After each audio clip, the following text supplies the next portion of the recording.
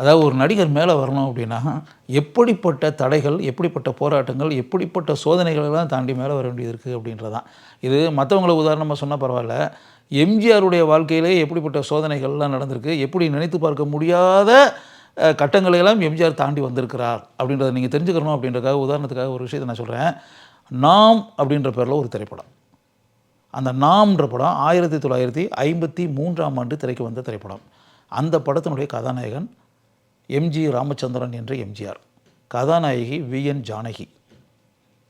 அந்த படத்தை தயாரித்த பட நிறுவனங்கள்னு சொல்லலாம். ஏன்னா 2 நிறுவனங்கள், ஜூபிட்டர் பிக்சர்ஸ் அப்படின்னு சொல்லிட்டு அந்த பிரபலமாக இருந்த அந்த பட நிறுவனம், மேகலா பிக்சர்ஸ் அப்படின்றது. மேகலா பிக்சர்ஸ்ன்றது கலைஞர் சம்பந்தப்பட்ட நிறுவனம். 2 நிறுவனங்களும் இணைந்து தயாரித்த திரைப்படம் தான் நாம்.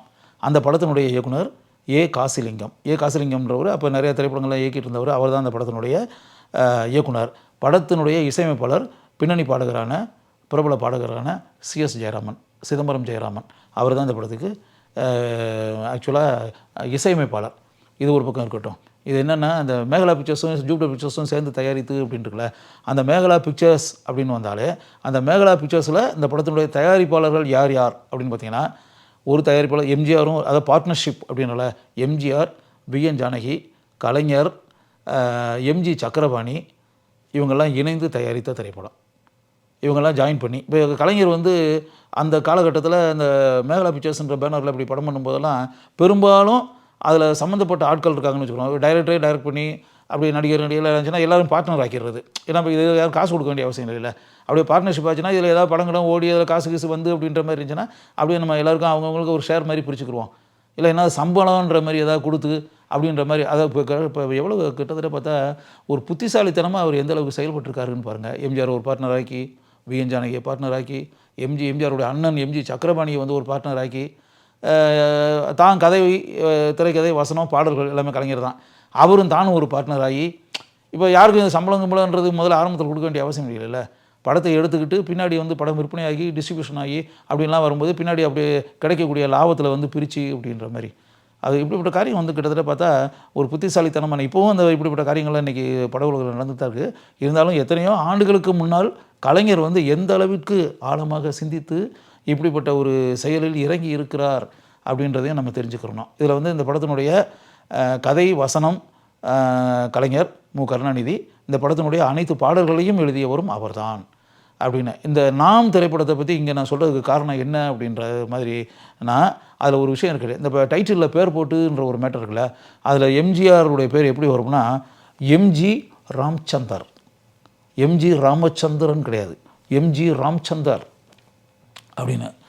என்னையாது எம்ஜி ராம்சந்தரா, ஸ்டைலிஷாக அப்படி ஒரு ஸ்டைலிஷாக இருக்கட்டும்னு நினச்சாரா? ராமச்சந்திரன் அப்படின்னா ஏதோ பழைய பேர் மாதிரி இருக்குது, பழமை தட்டுது அப்படின்ற மாதிரி எம்ஜிஆரே யோசிச்சிருப்பாரோ, எம்ஜிஆர் நினச்சிருப்பாரோ. அதனால் ஸ்டைலிஷாக மேனரிசம் அப்படின்ற ஸ்டைலாக அப்படி ஒன்று இருக்கட்டுமே, எம்ஜி ராம்சந்தர் அப்படி இருக்கட்டுமே அப்படின்ற மாதிரி எம்ஜிஆர். அதாவது நியூமராலஜி இப்படின்றத நம்ம எவ்வளோ சொல்கிறோமே பேர்லாம். அவர் கூட பார்த்தா எம்ஜி ராமச்சந்திரன் ஏதோ பழைய பேர் மாதிரி இருக்குன்னு சொல்லிட்டு எம்ஜி ராமச்சந்திரன்ற மாதிரி பேர் வச்சா என்னன்ற மாதிரி எம்ஜிஆர் கூட இப்போ யோசிச்சு பார்த்தீங்கன்னா, அதை எவ்வளவு சோதனைகள், எவ்வளவு தடைகள், எப்படிப்பட்ட முயற்சிகளெல்லாம் தாண்டி ஒரு ஆள் பெரிய ஆளாகி வர வேண்டியது இருக்குது அப்படின்ற ஒரு மேட்டர் இருப்பாருங்க.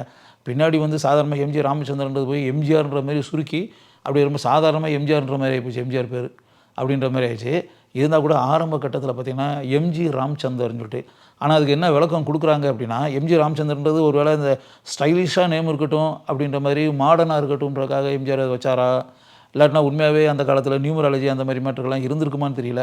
அதையெல்லாம் பார்த்து அந்த இப்படி இருக்கட்டுமே அப்படின்ற மாதிரி நினச்சி எம்ஜி ராமச்சந்திரன்ற பேர் அவர் வச்சாரா அப்படின்றது தெரியல. ஆனால் அந்த காலகட்டத்தில் சொல்லப்பட்ட காரணம் வேறு. என்னென்னா டிஆர் ராமச்சந்திரன் சொல்லிட்டு ஒரு நடிகர் இருந்தார். அப்போ படங்களில் நிறைய படங்களில் நடிச்சுக்கிட்டு இருந்தார். அந்த டிஆர் ராமச்சந்திரனும் கதாநாயகனாக பல படங்களில் அந்த காலகட்டத்தில் நடிச்சுக்கிட்டு இருந்தார். அதனால் அந்த பெயர் குழப்பம் வேண்டாம். ஏற்கனவே ஒரு டிஆர் ராமச்சந்திரன் ஒருத்தர் நடிகர் வந்து படங்கள்லாம் நடிச்சுக்கிட்டு இருக்கும்போது இன்னொரு ராமச்சந்திரன் அப்படின்ற மாதிரி பேரோட இன்னொரு நடிகர் இருக்கிறாரு அப்படின்னா, அதாவது இந்த பெயர் குழப்பம்ன்ற ஒரு மேட்டர் உண்டாகும். அப்படிப்பட்ட குழப்பம் எதற்கு அப்படின்றக்காக தான் டிஆர் ராமச்சந்திரன்றவர் ஏற்கனவே ஒரு பேரை டிஆர் ராமச்சந்திரன் போட்டுக்கிட்டு இருக்காரு. அதனால் அந்த கன்ஃபியூஷன் வேண்டாம் அப்படின்றக்காக எம்ஜிஆர் வந்து தன்னுடைய பேரை வந்து எம்ஜி ராமச்சந்தர் அப்படின்னு சொல்லிட்டு வச்சுக்கிட்டு அந்த பேர் தான் படத்தில் டைட்டிலில் இடம்பெறுவதற்கு அனுமதித்தார். அப்படிப்பட்ட காரியத்தை எம்ஜிஆர் செய்தார் அப்படின்ற மாதிரி அப்போ சொன்னார்கள். இந்த விஷயங்கள்ல எது உண்மைன்றது நமக்கு நல்லா தெரியாது. ஆனால் இதெல்லாம் தாண்டி எம்ஜிஆர் வந்து பின்னாடி வந்து இவ்வளோ பெரிய புகழ்பெற்ற நடிகராக, தமிழகத்தினுடைய பட உலகில் மிகப்பெரிய உச்ச நடிகராக எம்ஜிஆர் பவனி வந்து நினைத்து பார்க்க முடியாத உயரத்தை எம்ஜிஆர் அடைந்து அதில் பவனி வந்து மக்களுடைய உள்ளங்களில் காலத்தை கடந்து இன்றும் என்றும் வாழ்ந்து கொண்டே இருக்கிறார். அப்படின்னா இதற்கெல்லாம் முன்னால் எத்தனையோ வருடங்களுக்கு முன்னால் ஆரம்ப கட்டத்தில் தான் வளர்ந்து வரக்கூடிய காலகட்டத்தில் மற்ற எல்லாரையும் போல எம்ஜிஆரும் எம்ஜி ராம்சந்தர் அப்படின்ற மாதிரி ஒரு பெயரை வைத்துக்கொண்டு படத்தில் நடித்திருக்கிறார். அந்த காலகட்டத்தை எல்லாம் தாண்டி தான் எம்ஜிஆர் மிக உயரத்திற்கு சென்றிருக்கிறார், மிக உன்னதமான நிலைகளை அடைந்திருக்கிறார், மக்களுடைய உள்ளங்களில் வாழ்ந்திருக்கிறார். அப்படின்னு நினச்சி பார்க்கும்போது எல்லாருக்கும் உண்டாகக்கூடிய அந்த சோதனைகள், தடைகள், அந்த அப்படிப்பட்ட இன்னல்கள் எம்ஜிஆருடைய கலையுலக பயணத்திலும் உண்டாகி இருக்கிறது என்பதை நீங்கள் தெரிந்து கொள்ள வேண்டும்.